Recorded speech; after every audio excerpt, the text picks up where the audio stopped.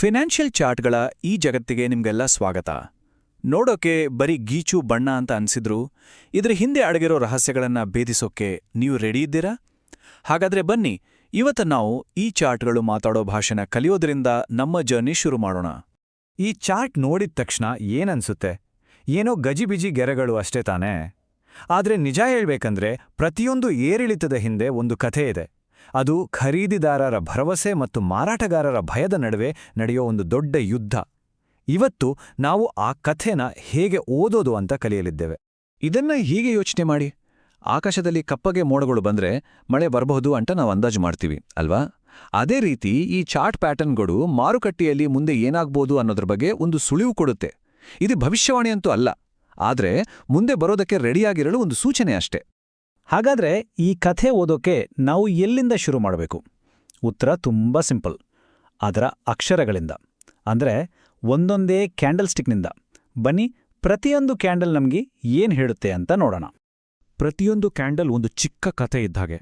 ಅದರ ಬಾಡಿ ಅಂದ್ರೆ ದಪ್ಪ ಭಾಗ ದಿನದ ಆರಂಭ ಮತ್ತು ಕೊನೆ ಹೇಗಿತ್ತು ಅಂತ ಹೇಳಿದ್ರೆ, ಅದರ ಶ್ಯಾಡೋ ಅಂದ್ರೆ ತೆಳುವಾದ ಬಾಲುಗಳು ಆ ದಿನದ ಅತ್ಯಂತ ರೋಚಕ ಕ್ಷಣಗಳನ್ನ, ಅಂದ್ರೆ ಬೆಲೆ ಎಷ್ಟು ಮೇಲು ಹೋಯ್ತು, ಎಷ್ಟು ಕೆಳಗೆ ಬಂತು ಅಂತ ತೋರಿಸುತ್ತೆ. ಒಂದೇ ಚಿತ್ರದಲ್ಲಿ ಒಂದು ದಿನದ ಪೂರ್ತಿ ಡ್ರಾಮಾನೇ ಹಿಡಿದಿಡುತ್ತೆ. ಇಲ್ಲಿ ಬಣ್ಣಗಳೇ ಕಥೆ ಹೇಳ್ಬಿಡ್ತವೆ. ಹಸಿರು ಬಣ್ಣ ಅಂದ್ರೆ ಆಶಾವಾದದ ಸಂಕೇತ, ಅಂದ್ರೆ ಖರೀದಿದಾರರು ಗೆದ್ದ ದಿನ, ಬೆಲೆ ಏರಿದೆ.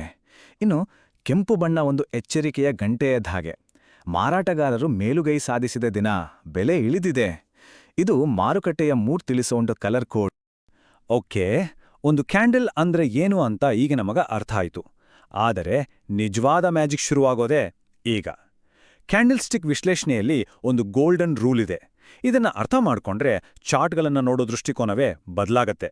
ರಿಯಲ್ ಎಸ್ಟೇಟ್ನಲ್ಲಿ ಲೊಕೇಶನ್ ಲೊಕೇಶನ್ ಲೊಕೇಶನ್ ಅಂತ ಹೇಳ್ತಾರಲ್ವಾ? ಸೇಮ್ ಟು ಸೇಮ್ ಇಲ್ಲೂ ಅಷ್ಟೇ.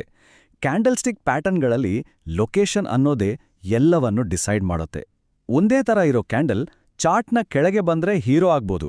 ಅದೇ ಕ್ಯಾಂಡಲ್ ಚಾರ್ಟ್ನ ಮೇಲೆ ಬಂದ್ರೆ ವಿಲನ್ ಆಗ್ಬಿಡ್ಬೋದು. ಅಂದ್ರೆ ಅದು ಎಲ್ಲಿದೆ ಅನ್ನೋದೇ ಅದರ ನಿಜವಾದ ಕ್ಯಾರೆಕ್ಟರ್ನ ಡಿಸೈಡ್ ಮಾಡುತ್ತೆ. ಸಿಂಪಲ್ ಆಗಿ ಹೇಳ್ಬೇಕಂದ್ರೆ ಬುಲಿಶ್ ಪ್ಯಾಟರ್ನ್ಗಳು ಕುಸಿತದ ಅಂತ್ಯವನ್ನು, ಏರಿಕೆಯ ಆರಂಭವನ್ನು ಸೂಚಿಸ್ತವೆ. ಇವು ಮಾರುಕಟ್ಟೆಯ ಹೀರೋಗಳು. ಹಾಗೆ ಬೇರಿಶ್ ಪ್ಯಾಟರ್ನ್ಗಳು ಏರಿಕೆಯ ಅಂತ್ಯವನ್ನು, ಕುಸಿತದ ಆರಂಭವನ್ನು ಸೂಚಿಸ್ತವೆ. ಇವು ವಿಲನ್ಗಳು. ಯಾವಾಗ್ಲೂ ಸರಿಯಾದ ಸಮಯದಲ್ಲಿ ಯಾರು ಬರ್ತಾರೆ ಅಂತ ಗಮನಿಸ್ತಾ ಇರಬೇಕು. ರೆಡಿಯಾಗಿ, ಯಾಕಂದ್ರೆ ಈಗ ನಾವು ಕ್ಯಾಂಡಲ್ ಸ್ಟಿಕ್ ಪ್ರಪಂಚದ ಟ್ವಿನ್ಸ್ ಅಂದ್ರೆ ಅವಳಿ ಜವಳಿಗಳನ್ನ ಮೀಟ್ ಮಾಡ್ತಾ ಇದೀವಿ. ನೋಡಕ್ಕೆ ಒಂದೇ ತರ ಇದ್ರೂ ಇವರ ಗುಣಗಳು ಪೂರ್ತಿ ಆಪೋಸಿಟ್. ನಮ್ಮ ಮೊದಲ ಜೋಡಿ ಹ್ಯಾಮರ್ ಮತ್ತು ಹ್ಯಾಂಗಿಂಗ್ ಮ್ಯಾನ್. ನೋಡಿ, ಎರಡೂ ಸುತ್ತಿಗೆ ತರಾನೇ ಕಾಣಿಸುತ್ತೆ ಅಲ್ವಾ? ಆದ್ರೆ ಒಂದು ಕುಸಿದ ನಂತರ ಬಂದ್ರೆ ಅದು ಹ್ಯಾಮರ್, ಅಂದ್ರೆ ಮಾರುಕಟ್ಟೆ ತನ್ನ ತಳಪಾಯವನ್ನ ಗಟ್ಟಿ ಮಾಡ್ಕೊಳ್ತಾ ಇದೆ ಅನ್ನೋ ಸಿಗ್ನಲ್. ಅದೇ ಒಂದು ಏರಿಕೆಯ ನಂತರ ತುದಿಯಲ್ಲಿ ಕಾಣಿಸ್ಕೊಂಡ್ರೆ ಅದು ಹ್ಯಾಂಗಿಂಗ್ ಮ್ಯಾನ್, ಅಂದ್ರೆ ಅಪಾಯದ ಮುನ್ಸೂಚನೆ. ನೋಡಿ, ಆಕಾರ ಒಂದೇ, ಆದರೆ ಸಂದೇಶ ಬೇರೆ ಬೇರೆ. ಬಣ್ಣ ಯಾವುದೇ ಇರಲಿ, ಅದು ಯಾವ ಜಾಗದಲ್ಲಿದೆ ಅನ್ನೋದೇ ಮುಖ್ಯ. ಓಕೆ, ಈಗ ನಿಮ್ಗೆ ಲೊಕೇಶನ್ ರೂಲ್ ಅರ್ಥ ಆಗಿದೆ ಅಂತ ಅನ್ಕೋತೀನಿ. ಹಾಗಾದ್ರೆ ಇನ್ನೊಂದು ಇಂಟ್ರೆಸ್ಟಿಂಗ್ ಜೋಡಿನ ಮೀಟ್ ಮಾಡೋಣ. ಇವ್ರೂ ಕೂಡ ಅವಳಿಗಳೇ.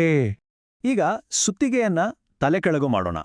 ಇದು ಒಂದು ಕುಸಿತದ ಕೊನೆಯಲ್ಲಿ ಕಾಣಿಸ್ಕೊಂಡ್ರೆ ಇದು ಇನ್ವರ್ಟೆಡ್ ಹ್ಯಾಮರ್, ಏರಿಕೆಯ ಪ್ರಯತ್ನದ ಮೊದಲ ಸೂಚನೆ ಇದು. ಆದರೆ ಒಂದು ಏರಿಕೆಯ ತುತ್ತ ತುದಿಯಲ್ಲಿ ಕಾಣಿಸ್ಕೊಂಡ್ರೆ ಇದು ಶೂಟಿಂಗ್ ಸ್ಟಾರ್, ಆಕಾಶದಿಂದ ಬೀಳೋ ನಕ್ಷತ್ರದ ಹಾಗೆ ಬೆಲೆ ಕೂಡ ಬೀಳಬಹುದು ಅನ್ನೋ ಸಿಗ್ನಲ್. ಇಲ್ಲೂ ಕೂಡ ಸಂದರ್ಭವೇ ಕಿಂಗ್. ಕೆಲವೊಮ್ಮೆ ಮಾರುಕಟ್ಟೆಗೆ ಏನ್ ಮಾಡಬೇಕು ಅಂತ ಡಿಸೈಡ್ ಮಾಡೋಕೆ ಆಗಲ್ಲ. ಅಂಥ ಒಂದು ಗೊಂದಲದ ಕ್ಷಣವನ್ನ ತೋರ್ಸೋಕೆ ಒಂದು ಸ್ಪೆಷಲ್ ಕ್ಯಾಂಡಲ್ ಇದೆ. ಅದರ ಹೆಸರು ಡೋಜಿ. ಇದು ಒಂದು ನಿರ್ಧಾರ ತೆಗೆದುಕೊಳ್ಳುವ ಸಮಯ.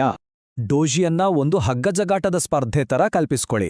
ಖರೀದಿದಾರರು ಒಂದು ಕಡೆಯಿಂದ ಎಳೆದ್ರೆ ಮಾರಾಟಗಾರರು ಇನ್ನೊಂದು ಕಡೆಯಿಂದ ಎಳೀತಾರೆ. ದಿನಪೂರ್ತಿ ಫೈಟ್ ನಡೆದ್ರೂ ಕೊನೆಗೆ ಯಾರೂ ಗೆಲ್ಲಲ್ಲ. ಬೆಲೆ ಎಲ್ಲಿ ಶುರುವಾಗಿತ್ತೋ ಅಲ್ಲೇ ವಾಪಸ್ ಬರುತ್ತೆ. ಈ ಯುದ್ಧ ವಿರಾಮದ ನಂತರ ಮಾರುಕಟ್ಟೆ ಯಾವ ದಿಕ್ಕಿನಲ್ಲಿ ಹೋಗುತ್ತೆ? ಅದೇ $1 ಮಿಲಿಯನ್ ಪ್ರಶ್ನೆ. ಕೆಲವು ಡೋಜಿಗಳು ನಮ್ಗೆ ಆ ಯುದ್ಧದ ರಿಸಲ್ಟ್ ಬಗ್ಗೆ ಒಂದು ಸುಳಿವು ಕೊಡುತ್ತೆ.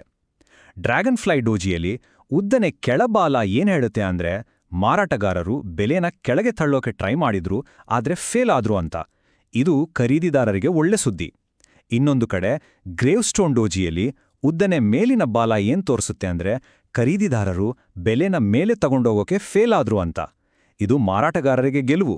ಸೊ ಬಾಲ ಯಾವ ದಿಕ್ಕಿನಲ್ಲಿದೆ ಅನ್ನೋದೇ ಯುದ್ಧದ ಕಥೆನ ಹೇಳುತ್ತೆ. ಸರಿ, ಈಗ ನಾವು ಚಾರ್ಟ್ನ ಭಾಷೆ ಅರ್ಥ ಮಾಡ್ಕೊಳ್ಳೋಕೆ ಕಲ್ತಿದ್ದೇವೆ. ಆದರೆ ಬರೀ ಭಾಷೆ ಗೊತ್ತಿದ್ರೆ ಸಾಲದು ಅಲ್ವಾ? ಅದನ್ನು ಬಳಸಿ ಸರಿಯಾದ ನಿರ್ಧಾರಗಳನ್ನು ಹೇಗೆ ತಗೋಬೇಕು? ಈಗ ನಾವು ಥಿಯರಿಯಿಂದ ಸ್ಟ್ರಾಟಜಿಗೆ ಜಂಪ್ ಮಾಡೋಣ. ಯಶಸ್ವಿ ಟ್ರೇಡಿಂಗ್ಗೆ ಈ 3 ಸ್ಟೆಪ್ಸ್ ಅನ್ನೋದು ಒಂದು ಮಂತ್ರ ಇದ್ದಾಗೆ. ಫಸ್ಟ್, ಸರಿಯಾದ ಜಾಗದಲ್ಲಿ ಸರಿಯಾದ ಪ್ಯಾಟರ್ನ್ನ ಗುರುತಿಸಬೇಕು. ಎರಡನೇದು, ಮತ್ತು ಇದು ತುಂಬಾನೇ ಮುಖ್ಯ, ತಾಳ್ಮೆ. ತಕ್ಷಣಕ್ಕೆ ಜಂಪ್ ಮಾಡಬಾರ್ದು. ನೆಕ್ಸ್ಟ್ ಕ್ಯಾಂಡಲ್ ನಮ್ಮ ಊಹೆ ಸರಿಯದೆ ಅಂತ ಕನ್ಫರ್ಮ್ ಮಾಡೋವರೆಗೂ ವೇಟ್ ಮಾಡಲೇಬೇಕು. ಮೂರನೇದು, ನಮ್ಮನ್ನ ನಾವು ಪ್ರೊಟೆಕ್ಟ್ ಮಾಡ್ಕೋಬೇಕು. ಅಂದ್ರೆ ಒಂದು ಸ್ಟಾಪ್ ಲಾಸ್ ಇಟ್ಕೊಂಡು ನಮ್ಮ ರಿಸ್ಕ್ನ ಕಂಟ್ರೋಲಲ್ಲಿ ಇಡಬೇಕು. ನೆನ್ಪಿಡಿ, ಇದು ಸ್ಪೀಡ್ಗಿಂತ ಹೆಚ್ಚಾಗಿ ಡಿಸಿಪ್ಲಿನ್ ಇರುವ ಆಟ. ಈಗಲೇ ಕಷ್ಟಪಟ್ಟು ದುಡಿದ ಹಣವನ್ನ ಪಣಕ್ಕಿಡಬೇಡಿ. ಮೊದಲು ಪೇಪರ್ ಟ್ರೇಡಿಂಗ್ ಮೂಲಕ ಪ್ರಾಕ್ಟೀಸ್ ಮಾಡಿ. ಇದು ವಿಡಿಯೋ ಗೇಮ್ ಆಡಿದ ಹಾಗೆ, ಆದರೆ ನೀವು ಕಲಿಯೋದು ನಿಜವಾದ ಮಾರುಕಟ್ಟೆಯಲ್ಲಿ. ತಪ್ಪುಗಳನ್ನ ಮಾಡಿ ಕಲಿಯಿರಿ ಮತ್ತು ಯಾವಾಗ ನಿಮಗೆ ಕಾನ್ಫಿಡೆನ್ಸ್ ಬರುತ್ತೋ ಆಮೇಲೆ ಮಾತ್ರ ಮುಂದಿನ ಹೆಜ್ಜೆ ಇಡಿ. ಒಂದು ವಿಷಯ ನೆನ್ಪಿರಲಿ, ಈ ವಿಶ್ಲೇಷಣೆಯನ್ನ ನೋಡೋದು ಈಜು ಪುಸ್ತಕ ಓದಿದ ಹಾಗೆ. ನೀರಿಗಿಳಿಯುವವರೆಗೂ ನಿಜವಾದ ಈಜು ಕಲಿಯೋಕ್ಕಾಗಲ್ಲ. ಅದೇ ರೀತಿ ನಿಜವಾದ ಟ್ರೇಡಿಂಗ್ ಅನುಭವವೇ ನಮ್ಮ ಬೆಸ್ಟ್ ಟೀಚರ್. ಥಿಯರಿ ಕಲೀರಿ, ಆದರೆ ಅನುಭವದಿಂದ ಪಳಗಿ. ಇವತ್ತು ನಾವು ಮಾರುಕಟ್ಟೆಯ ಭಾಷೆಯ ಅಕ್ಷರಗಳನ್ನು ಕಲ್ತಿದ್ದೇವೆ. ಆದರೆ ಒಂದು ಅಕ್ಷರದಿಂದ ಏನ್ತಾನೆ ಹೇಳಬಹುದು? ನಿಜವಾದ ಕಥೆಗಳು, ನಿಜವಾದ ಡ್ರಾಮಾಗಳು ಶುರುವಾಗೋದೇ ನಾವು ಈ ಅಕ್ಷರಗಳನ್ನು ಜೋಡಿಸಿ ವಾಕ್ಯಗಳನ್ನ ಮತ್ತು ಪ್ಯಾರಗಳನ್ನ ಓದೋಕೆ ಶುರು ಮಾಡಿದಾಗ. ಮುಂದಿನ ಬಾರಿ ನಾವು ಆ ರೋಚಕ ಜಗತ್ತಿಗೆ ಕಾಲಿಡೋಣ.